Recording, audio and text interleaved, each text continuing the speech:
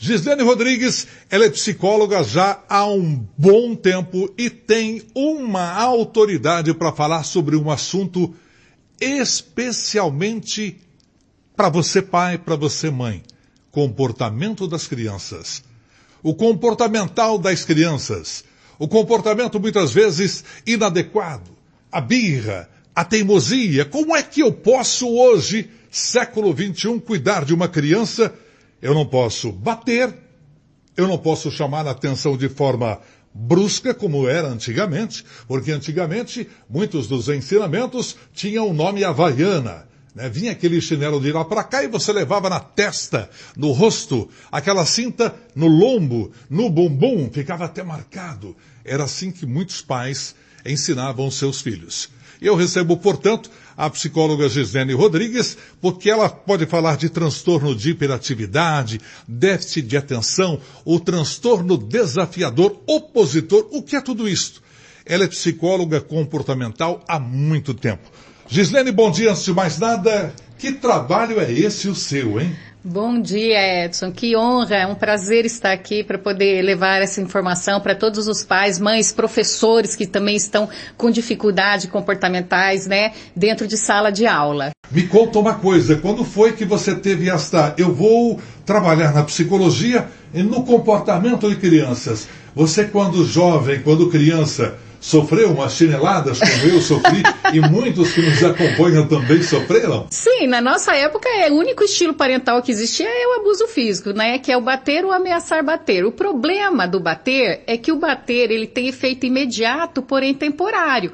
Então o que acontecia? A gente apanhava todo dia. Muita gente chega pra mim e fala assim, nossa Gislene, mas eu apanhava tanto quando eu era criança, apanhava todo dia e não deu nada, dou risada. Eu falei, então essa é a prova de que não funcionava, porque se funcionasse, você só ia apanhar uma vez. E muitas pessoas também chegam e falam, Gislene, eu levava cada surra e não traumatizei. Eu dou risada e falo, gente, você traumatizou, porque se você não tivesse traumatizado, você não tinha se lembrado. Se você está lembrando dessas surras, com certeza você traumatizou. Mas isso não significa que você não possa punir a criança quando ela tem comportamento inadequado. E hoje nós observamos muitas vezes crianças grudadas nas telas. E muitos pais usam a tela como uma forma de sossega-leão. Então, enquanto a criança tem lá a tela em sua frente, ela fica calminha. Como é que nós fazemos hoje? Porque muitos profissionais, principalmente de oftalmologia, dizem a tela estraga o problema das crianças, a visão da molecada. Sim. E você, como psicóloga, como é que avalia tudo isso e como é que podemos cuidar dessa criançada, Gislene? Bom, isso é relativamente complexo, mas eu vou tentar resumir. Então, em primeiro lugar, a gente já sabe por pesquisas que as telas, além de ativar mais o cérebro da criança, quer dizer, se a criança é hiperativa, fica na tela, vai sair mais agitada ainda, tá? Mais que 2 horas por dia já prejudica até a retina, está fazendo uma mudança no cérebro, já está emburrecendo as crianças. Então, a gente sabe que tela em exagero é muito prejudicial. Mas isso é uma coisa complexa, porque hoje não tem como você tirar a tela, tirar celular, principalmente de adolescente, que depende de celular até para estudar. Então, não tem como tirar. Então, a importância seria o pai e a mãe monitorar o conteúdo que o filho fica e também monitorar o tempo.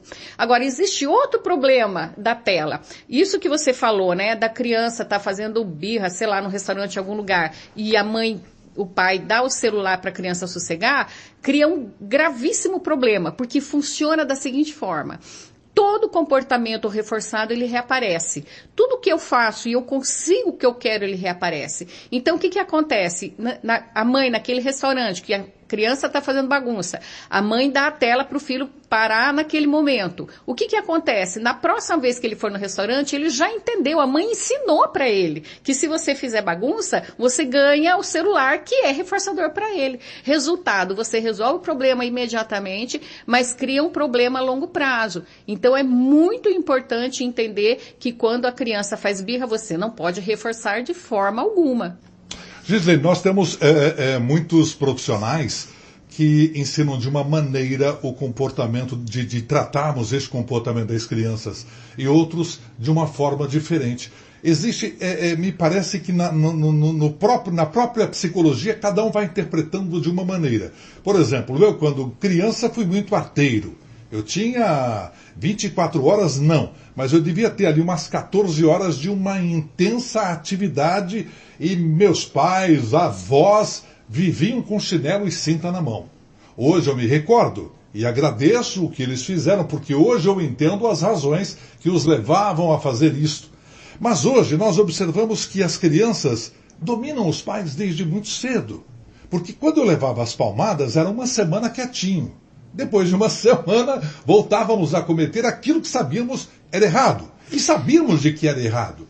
Mas hoje parece que hoje as crianças, já muito pequenas, já sabem muito mais do que nós sabíamos. É impressão minha?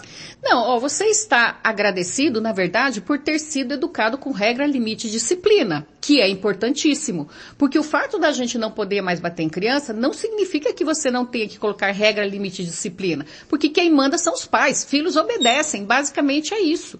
Né? Então, existe essa questão de hierarquia, os pais têm que manter a hierarquia porque eles que são os adultos. Então, uma casa onde tem uma criança de 3, 4 anos, 5 anos que está mandando na casa, com toda certeza está acontecendo uma educação equivocada, porque essa criança nem está entendendo quem ela é na história, ela acha que hierarquicamente é ela que domina. Resultado, a gente tem, eu vejo isso todos os dias, né? Na rua eu vejo isso, eu fui andar de bicicleta ontem lá no bosque, eu sempre ando ali, vi uma criança tendo um piti porque ela queria andar num patinete e o pai tentando ajudar e a criança surtando e o pai lá de escravo, parecia que a criança era o príncipe do Egito e o resto do planeta são escravos que vão ficar atendendo minha demanda e necessidade. E o pai lá tentando atender a criança de qualquer forma. Gente, pelo amor de Deus, a criança tem um surdo daquele, é só pegar o patinete, a criança ir embora e falou, beleza, quando você estiver melhor a gente volta para andar de patinete. O que fazermos então com casos específicos, com toda a sua experiência, a estas crianças birrentas, a estas crianças que não aceitam ordens, a estas crianças que não fazem aquilo que é solicitado e transformam, como você acabou de frisar, os pais em meros escravos? Bom, aqui a gente vai dividir, tá? Crianças que não têm transtornos e crianças com transtorno. Tá? Então, a gente tem que entender que uma criança normal, com uma inteligência normal, com uma cognição normal, quando ela fizer birra, se for um comportamento que não ameaça a segurança da vida do corpo e da propriedade, basta ignorar e não ceder. Então, você tá lá, a criança pede um biscoito antes do almoço, você diz não, ela começa a surtar, é só não dar atenção, que é altamente reforçador, e nem o biscoito, não precisa fazer nada, ignora, aplica a terapia do desprezo, deixe a criança sofrer em paz, com começo, meio e fim, essa birra vai passar sozinha, ela não vai conseguir o que quer e ela vai entendendo que aquele comportamento não é funcional, não funciona, ela não vai conseguir o que ela quer fazendo esse tipo de comportamento e daí crianças que têm um comportamento que ameaçam a segurança da vida do corpo e da propriedade, como, por exemplo, subir num lugar inadequado, quebrar alguma coisa ou bater em alguém, daí necessariamente você tem que dar atenção, porque você tem que tirar a criança daquela situação, tá? Mas sempre usando o mínimo de atenção possível, tira a criança da situação. Se ela estiver fazendo birra porque ela quer alguma coisa, não ceda, não é não até a morte. Então pensa para falar, porque depois que você falou não, é não até a morte. Agora, já crianças que têm transtorno, então você precisa fazer uma análise mais aprofundada. Por exemplo, uma criança com transtorno do espectro autista, ela pode estar fazendo um comportamento inadequado porque ela está com uma desregulação emocional. Então você tem que entender o que está desregulando emocionalmente essa criança. Às vezes é um barulho alto, às vezes é uma situação incômoda, às vezes é muita gente, muito estímulo. Daí você tem que tirar a criança dessa situação para ela conseguir se regular emocionalmente. Agora, uma criança com transtorno opositor desafiador, por exemplo, tá?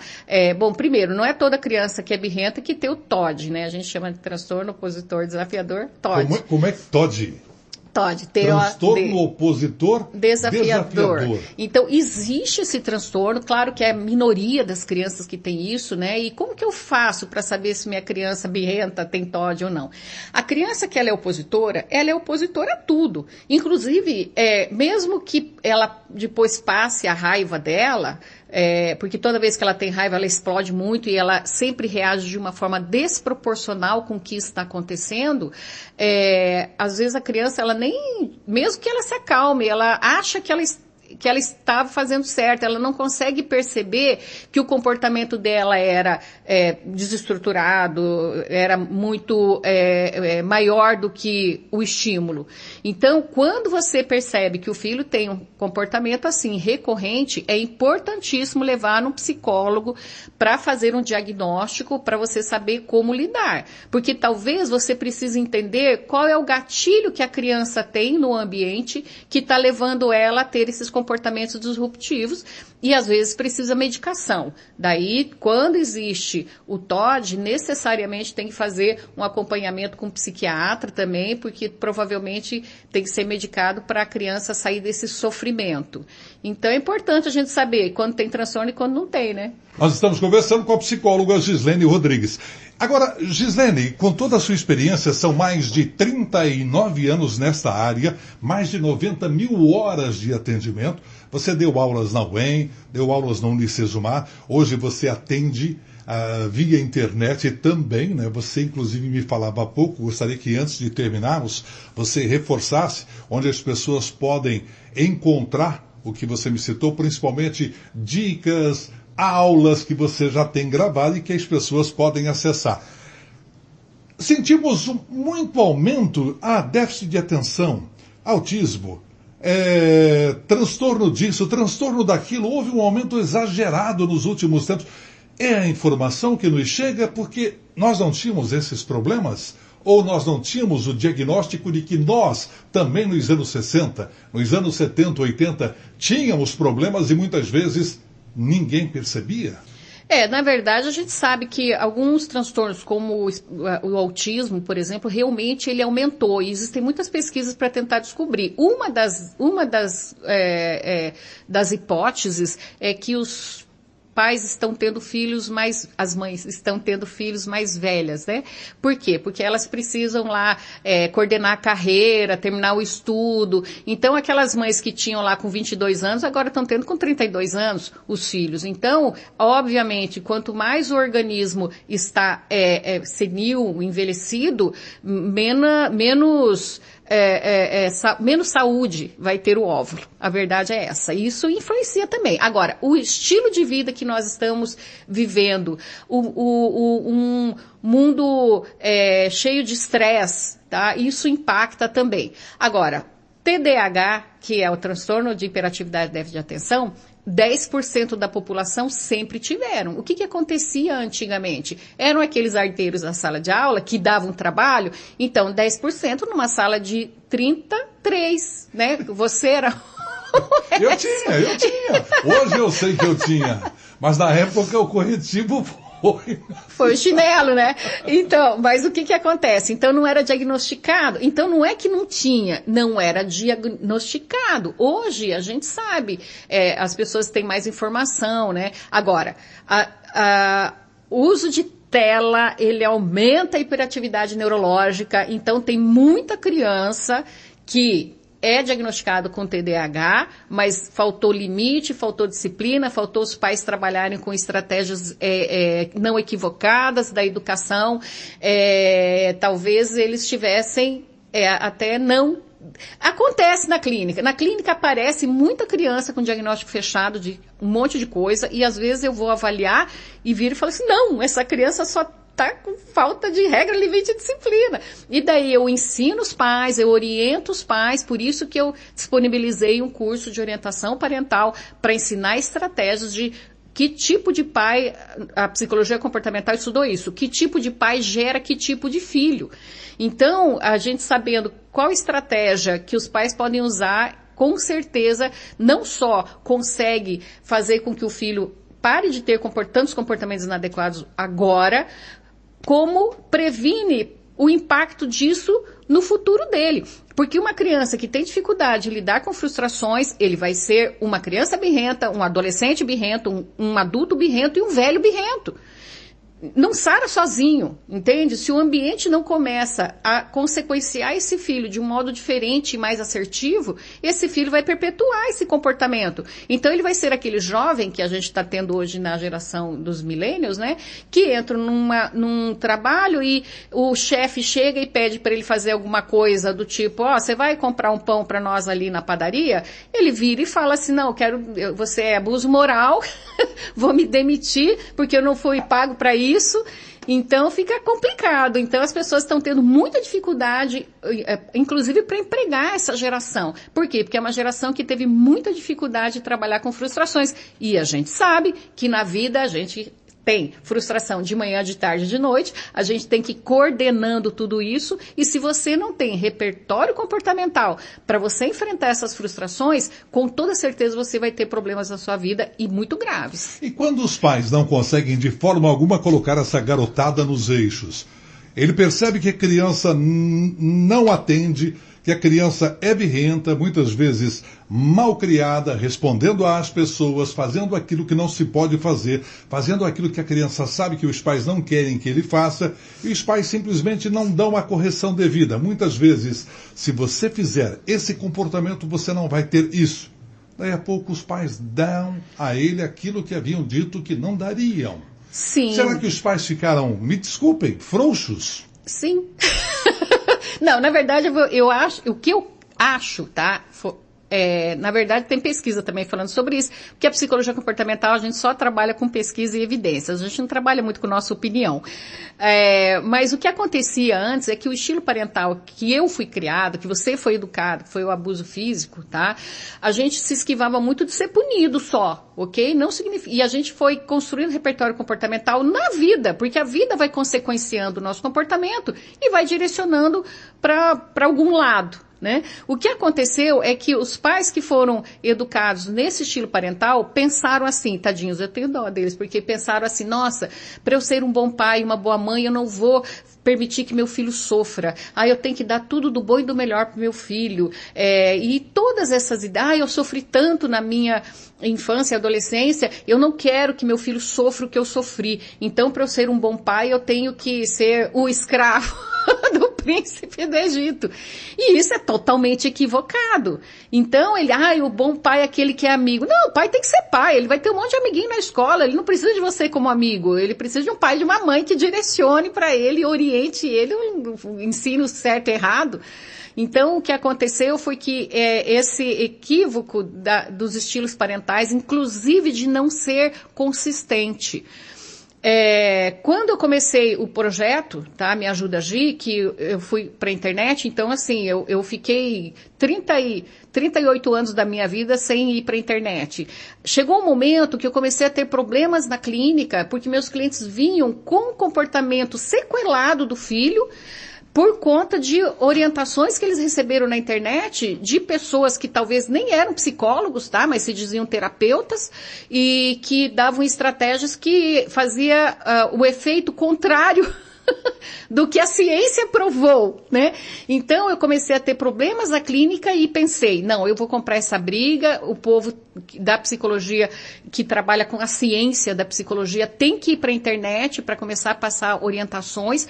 E há 8 meses eu fui daí para a internet. Então eu comecei a postar lá no meu Instagram várias dicas, inclusive essas, do que fazer quando meu filho faz birra, o que fazer quando meu filho mente, o que fazer quando meu filho tem medo, tá? E eu fui praticamente obrigada a fazer, mas fiz com muito amor. Me Ajuda, Gi? Mas daí eu fiz o curso de orientação parental e coloquei numa plataforma, posso citar a plataforma? Pode, no claro, Hotmart, liberado. Tá, ok?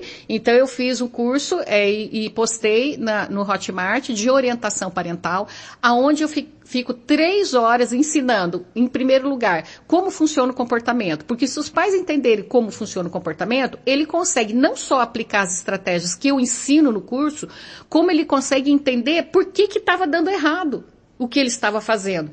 Porque nenhum pai quer educar o filho, deseducando o filho. Mas ele não sabe como fazer isso. Então, o que eu fiz? Eu disponibilizei, dei uma aula, porque eu dei aula há muitos anos, né?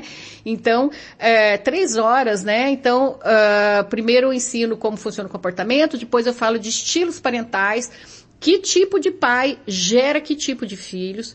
Eu expliquei quais são os grandes erros, 3 grandes erros eu coloquei lá, que os pais fazem com os filhos e que dá um resultado muito ruim, e um deles é o seu não virar sim, que é a não consistência, e lá eu ensino como fazer, tá? E também ensino várias estratégias de modificação de comportamento. Depois eu fiz um módulo só sobre adolescência, que os pais também estão tendo muita dificuldade para lidar com a adolescência. E no final eu postei, mês passado, um sobre medos, porque daí as pessoas começaram a me perguntar muito sobre medo, e daí eu ensinei várias estratégias para superar o medo. Então quem tiver interesse pode entrar no Hotmart, Orientação Parental, Gislene Rodrigues. É um curso extremamente acessível, porque obviamente eu sou uma psicóloga que minha tabela ficou muito alta por ter tantos anos de profissão. Seu know-how. Mas eu disponibilizei lá. Você ainda não sabe. Eu disponibilizei as 3 horas por 180, eu não lembro, 182, 187 reais. Dá para dividir em 12 vezes e você fica durante um ano, não só para você poder assistir às aulas, como uma vez por mês eu faço, quem está lá no curso, né? Eu faço uma aula através da plataforma Meet, né? O pessoal é direcionado para o meu WhatsApp, daí eu abro uma aula de 1 hora para as pessoas não só tirarem dúvidas do curso, como tirarem dúvidas também do filho, né? Meu filho fez isso, eu apliquei isso, deu certo, não deu certo, o que eu faço? Meu filho tem um medo estranho, esse medo, e daí eles vão ter acesso a mim, daí obviamente é gratuito, na verdade não é gratuito, né? É de quem está participando do curso e vai ter acesso a mim, porque a clínica minha, na verdade, é muito lotada, então eu não tenho tempo hábil lá para ficar muito respondendo. Mas sempre quando eu consigo, eu entro em contato com as pessoas que pedem ajuda e tento ajudar. Por isso que ficou Me Ajuda a Agir. Me Ajuda a Agir. Me Ajuda a Agir. Para nós encerrarmos, qual o conselho que você dá para aqueles pais que estão aí em primeira viagem ou aqueles que estão enfrentando problemas de não conseguir colocar os filhos como eles gostariam no aspecto educacional? Sim, em primeiro lugar, educar é difícil e demora. Primeira coisa que tem que entender, se você estiver achando muito fácil educar filho, você está errando, com toda certeza. Porque educar demora 20 anos para educar filho. Tem que ter paciência, fiquem tranquilos, um dia vocês terão a vida de vocês de volta, mas amor é extremamente importante, mas quem ama educa, o Isamitiba falava isso, né? Quem ama educa, então vai se informar, vai ter conhecimento através de livros, a psicologia comportamental cognitiva ela é excelente para dar esses tipos de informação, se informe. Tá? Porque hoje está muito mais difícil do que na minha época para educar filho. Tenham paciência, vai dar certo no final, mas vocês têm que se orientar, vocês têm que estudar e eu estou aqui à disposição. Tem o telefone da clínica? Pode passar? Eu vou passar do meu 449-9961-1923. Tem outro WhatsApp que quem entra no meu Instagram, que é Gislene, GHYSLNE, _psicóloga, tá? Lá no Insta, que ele vai disponibilizar outro WhatsApp, que é o WhatsApp referente que eu atendo o pessoal que vem pela internet, que também, e eu não sei de cor, mas pode entrar lá que você já vai entrar direto lá no meu WhatsApp. Espero que você possa voltar outras vezes para darmos mais conselhos aos pais, sejam eles de primeira viagem ou que estão necessitados de aconselhamentos especiais. Obrigado, Gislene. Eu que agradeço, foi uma honra estar aqui. É toda nossa.